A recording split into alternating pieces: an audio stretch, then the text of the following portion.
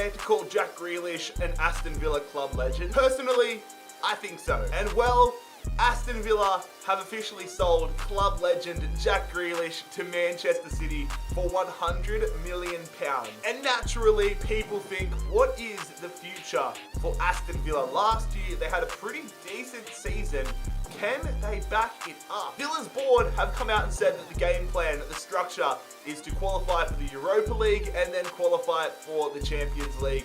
And I want to see if Mr. Rebuild can do just that. So today, it is time for the non-Jack Grealish Aston Villa rebuild. Also, I think it's only right, given Jack Grealish has been sold for £100 million, to add £100 million to our transfer budget and get things firing in the transfer department. But lads, if you do go on to enjoy today's rebuild, make sure you leave a like on the video. Also, if you are new around here, make sure you bloody scorpion kick that subscribe button down below. Ladies and gentlemen, if you have not seen a rebuild video in the past, here are the rules. The objective of the rebuilds are to win the UEFA Champions League final. All games in the rebuild are simulated. We cannot use the new jump in feature in rebuilds. The Champions League final, however, must be played. And of course, do not get butthurt if I sell your favorite player. There's the rules and objectives. Now it's time to jump into the rebuild. So this is our starting 11 here in season 1. You may notice a few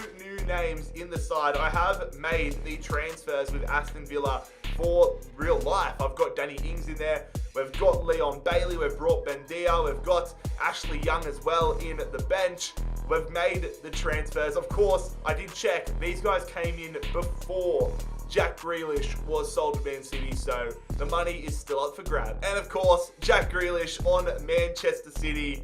Aston Villa fans continuing to burn the jerseys, but we're gonna get some revenge for you guys. We're going to get Villa that Champions League title. Let's get into some transfer business. So we needed a new attacking midfielder to replace Jack Grealish, and that is exactly what we are going to do here. We are going to sign Ndombele from Tottenham. His career fascinates me, going from defensive midfield up to attacking midfield, and now we've signed Ndombele from Tottenham for £58.7 million. Another player making a move across Premier League clubs, John Stones, had a bit of a career-defining season at Manchester City, definitely getting things on track, but we are going to sign John Stones here. He's joining us at Villa Park for £41.2 million. Also, got to give credit to the man. I met John Stones 2 years ago now, over when I was in China for the Premier League preseason tour. He might be one of the nicest footballers I have ever met. Him, Declan Rice, Ryan Fredericks, probably the 3 nicest ballers I've met. Raheem Sterling up there as well. So of course we sign a player from Manchester City, but it's now time to sell a player to the other side of Manchester, as Bertrand Traore is departing the club on a permanent move to Man United. £18.2 million in the piggy bank though. And in a move that might surprise a few of you guys, we have decided to sell Tyrone Mings to AS Monaco, sending the Englishman across to Ligue 1 for £17.3 million. I was debating selling El Ghazi, but I've decided to loan him out to Bologna this season, get him a little bit of growth, and then decide what to do with him moving forward. But we have elected, however, to sell Marvelous Nakamba. I'm sorry, Master Bucks, but we've sold Marvelous Nakamba to Wolfsburg for £5.9 million. Putting together a bit of a Manchester City backline here. John Stones into the club, and he's going to be teaming up alongside his former Man City teammate in Alexander Zinchenko, the Ukrainian defender, joining us here for £34.3 million. And Jacob Ramsey, one of the wonder kids of Aston Villa, off to Fulham on a season-long loan. Fulham, of course, I have transferred the clubs, so Norwich, Brentford, Watford up in the Prem, whilst Fulham, Sheffield United, and who's the other? West Brom. They're all relegated. So he's headed to the Championship is essentially what I'm trying to say. But there we go, lads. That is the opening transfer window.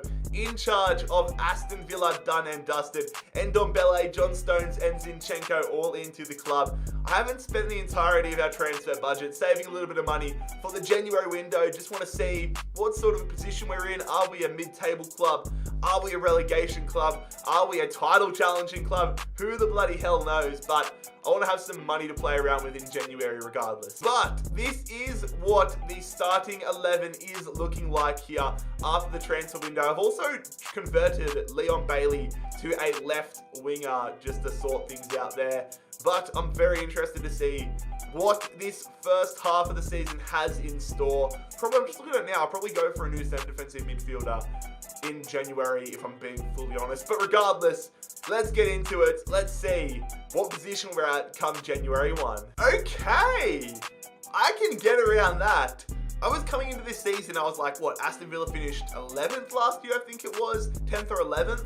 I was like, if we can get a top half of the table finish, I'd be very happy.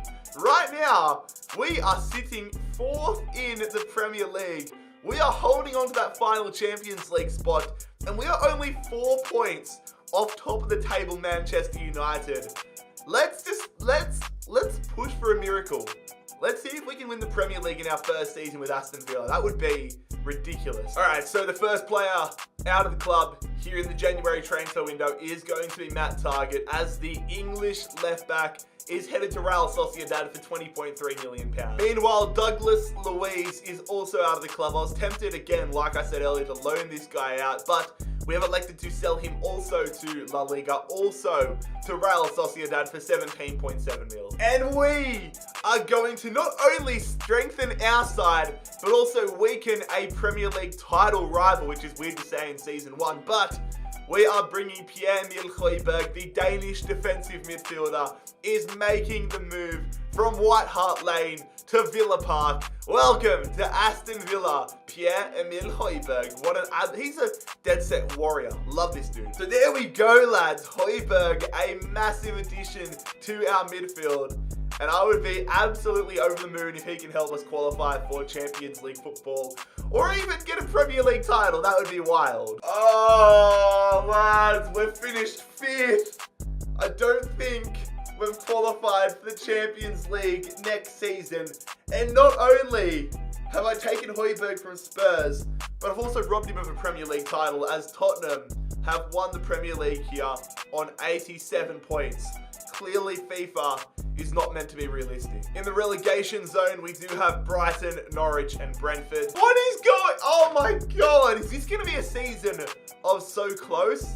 We have lost the FA Cup final to Tottenham. Meanwhile, Liverpool have robbed Jack Grealish of getting his first piece of silverware as a Man City player as they win the Carabao Cup. And it is a repeat of the real-life Champions League final as Chelsea beat Man City to win the Champions League. This time, though, that is insane. 4-4, and it goes to penalties. That would have been insane to watch. What are these finals? 5-3 in the Europa League finals. So both European Cups had 8 goals scored. That is cooked. Also, what a first season for our 2 strikers. Ollie Watkins and Danny Ings both banging in 24 goals apiece. That is wild. But anyways, lads, there we go. That is season number 1 with Aston Villa done and dusted. Exceeded all my expectations, if we're being honest. Let's see if we can back that up in season 2 and actually qualify for Champions League football, though. Alright, so I'm going to make somewhat of a controversial call here, but I want to set ourselves up and take ourselves to the next level. Danny Ings, whilst 28, whilst banging in the goals last season, doesn't have much longevity in terms of FIFA. So I'm going to sell him here to Valencia for £52.4 million and hopefully use that money to reinvest into a younger or even higher rated striker. Let's go see who's on the market. Big Rom! Big Rom! Big Rom! Let's go! Big Romelu Lukaku on the cusp of rejoining Chelsea in real life. But we're going to sign him here for Aston Villa, the same age as Danny Ings, but 3 overall higher. Romelu Lukaku, the big dog himself, joining us from Inter Milan for £93.2 million. Meanwhile, Morgan Sanson is out of the club, off to Leicester City for £20 million. And Mbwana Ali Samata was off on loan at Fenerbahce last season, but he's back in the club. But terrible, I mean, he's not in the club anymore, is he? We've sold him to Getafe for £6 million. And we got given a lot of money for qualifying for Europa League. And I'm using it wisely. I'm bringing in another marquee player here. It is going to be Serge Gnabry, back in the Premier League. He's had spells with Arsenal and West Brom, but he is now an Aston Villa player as he signs from Bayern Munich for £117.2 million. Bit of a change of pace as we send Jacob Ramsey on another season-long loan, this time to Marseille. And Louis Barry looks like a decent prospect. Louis Barry is off to Stoke City on loan. And the transfers continue here. Trezeguet, the Egyptian winger, headed to Lille for £9 million. Whilst Conor Hourihane, the Irish midfielder, is off to the French Ligue 1, off to Ligue 1 for just under £5 million. Also, can I just say, this has no relation to our club, but FIFA predicted this beautifully. Joachim Andersen signing with Lyon to Crystal Palace, just like real life. I mean, as a Fulham fan, I'm depressed that Joachim Andersen's gone to Crystal Palace. I think he is super underrated. He was super key for us last year, despite getting relegated. But just wanted to show that sometimes FIFA gets it right. Unlike Tottenham winning 2 trophies last year. But there we go, lads. That is the transfer window done and dusted here to kick off season 2. 2 massive marquee players into the club, Lukaku and Serge Gnabry. A lot of names out of the club as well. But that is a big start to the second season. A real signal of intent. And just for a little update at the side, as you can see, Watkins did have a good bit of growth last year. Gnabry into the side there, and it's a good looking side. I think we should hopefully try pushing for Champions League football again. We need a little bit more class and a little bit more growth if we're going to get there. But given we got 5th last season, that has to be the aspiration. Also, we are in the Europa League this season. Obviously, it's not the goal of the rebuild to win the Europa League, but I'm hopeful that we can go deep in it. So, on the 1st of January, we currently occupy 5th position, the position we finished last season in. And again, we're only 5 points off the pace. Tottenham top of the league again. 3 points out of the Champions League spots. Need to pick it up in the second half of the season or win the Europa League. I just want to qualify for Champions League no matter what. Alright, so I'm going to make a big upgrade to the defense here. Gave Konsa some time, but have elected to go and upgrade at that centre-half role as we sign Alessio Romagnoli here. £68.5 million as we bring the Italian defender across from Real Madrid. And that is all the business we are going to do here in the January transfer window. Had a little bit of money left over after the summer window. Elected to spend that money there on Romagnoli. Hopefully, he can shore up the defense and get us Champions League football. That is the goal. What a second half of the season. Oh my God. We have finished 2nd in the Premier League here. So we've qualified for Champions League football, which is, that's real nice. No complaints from me. But we finished 3 points off a Premier League title with Aston Villa. We are making incredible progress with this side. At the bottom of the table, however, it is going to be Watford, Leeds United, and Blackburn all relegated. Jack Grealish does get his first piece of silverware as a Man City player as he wins the FA Cup. Tottenham, get in the bin. We've lost another cup final. We lose the Carabao Cup final 3-2 to Spurs. Meanwhile, Real Madrid take down Spurs to win the Champions League. And we've lost another final. We are the bridesmaid. We, 2nd in the Prem, runners-up in the Carabao Cup, last year runners-up in the FA Cup, and runners-up in the Europa League. Come on, man. FIFA gods, what have I done to make you upset? Ollie bloody Watkins, take a bow, my friend. Not only has he gone up to 85 overall, my man has scored 40 goals and got 12 assists this season. That is absolutely ridiculous. I feel like you look at Bailey's stats as well and Lukaku's, and look, 19 assists for Ndombele. There have been so many insane performances this season. So season 2 was incredible, but also heartbreaking, but we've qualified for the Champions League. We're into season 3. Let's go build this squad and give ourselves the best shot possible of going deep. So I'm at the point right now where I like the direction a lot of our starting 11 is heading, but our bench in certain areas severely lacking. So we are going to sign Juan Musso, the Argentinian goalkeeper. It's virtually the Aldi version, like the cheap version of Emi Martinez, an Argentinian goalkeeper joining us here for 25.7 mil. A few years ago, if you told me that I'd be signing Dele Alli as nothing more than a bench player at Aston Villa, I'd probably laugh at you, but that's the point he's at in his career right now. Dele Alli joining us here from Tottenham for £40 million. Meanwhile, this midfielder here, the Czech Republic midfielder, Lucas Provod, is joining us from Hertha Berlin. £30.9 million for a bit of insurance at the left midfield spot. And Alfonso Pedraza is out and into the club, I should say. We are signing the Spanish left back from Lyon for 31.3. There we go, not the craziest window in the world, just really strengthening the bench. I'll show you guys the starting 11 in a second, but I'm pretty happy with the way things are going in that regard. Just like I said, needed to splash the cash on some insurance. But as you can see, looking at the side right now, the growth of some of our players has been very, very strong. A few guys, especially in the back line, need to grow a little bit. The attack, I don't think I'll have to touch for the remainder of the video. I just want to get as many players in the higher 80s as possible. If we can get some of the guys like Ndombele, like Gnabry, getting closer to a 90, that would be great.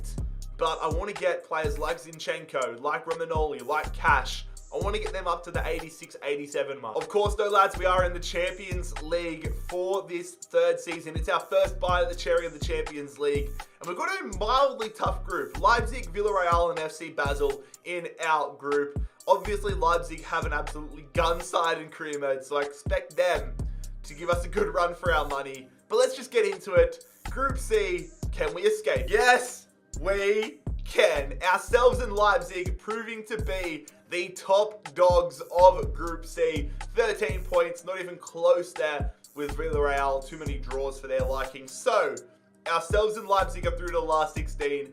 But the big question now is, who are we facing? We are facing Borussia Mönchengladbach. It's another German side. We faced one in the group stages, and now we face Mönchengladbach in the last 16.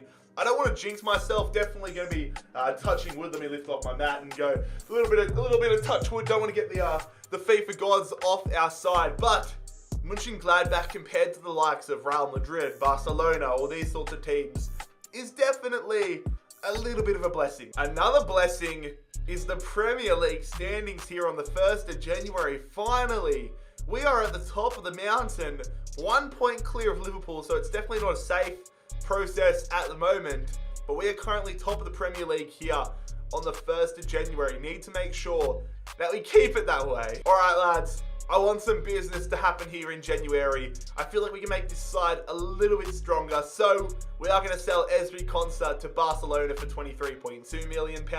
And in response, we are going to upgrade the defense, stretching our budget so damn far as we sign Milan Skriniar from Liverpool here for £77.3 million.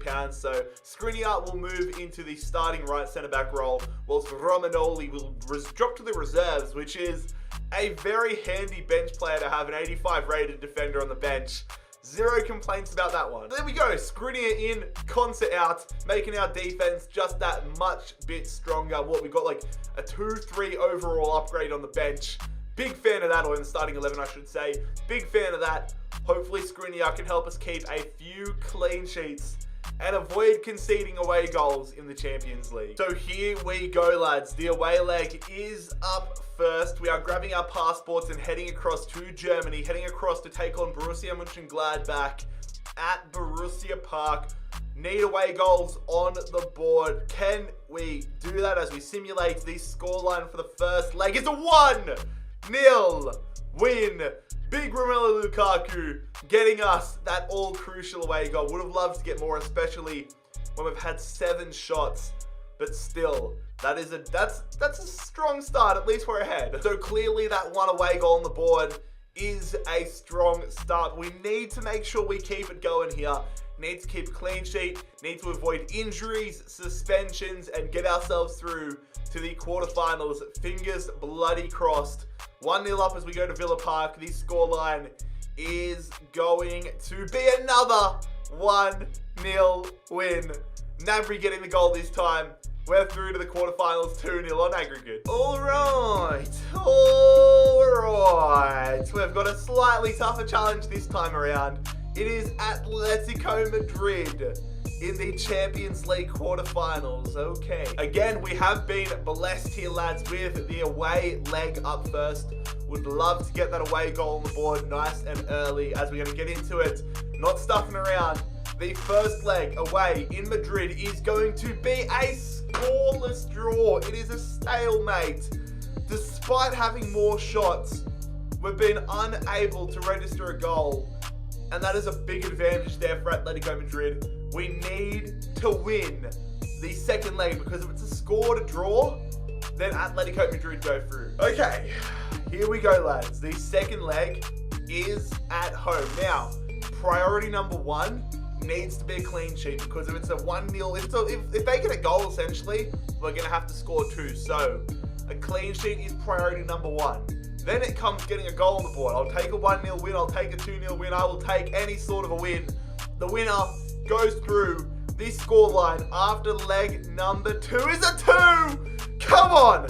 A 2-0 win. Højbjerg in the 80th minute. And we are through to the Champions League semi-finals. That is a massive result. That is a real confidence booster as well. Okay, so in the Champions League semi-finals, we have PSG. Neymar, Mbappe, thankfully not Messi at this point. Let's see how we go. All right, so we are away from home for the first leg, off to the Parc des Princes, which is a good sign, but we need to take advantage here. We need to get away goals on the board. I'm high energy right now, and hopefully that energy is going to continue as we get into the first leg here. Away in Paris, the first leg scoreline is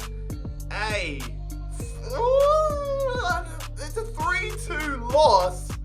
We get 2 away goals. That Leon Bailey goal in the 86th minute gives me a little bit more hope. That, coming in 3-2 is definitely a lot better, as considerably amount better than 3-1. But PSG still have the advantage. All right, so number one, we need to make sure we keep our away goal advantage. We need to make sure we keep a clean sheet here because anything after that's going to make life a lot harder. But we need to bang in goals. 2-3 goals would make me feel super comfortable.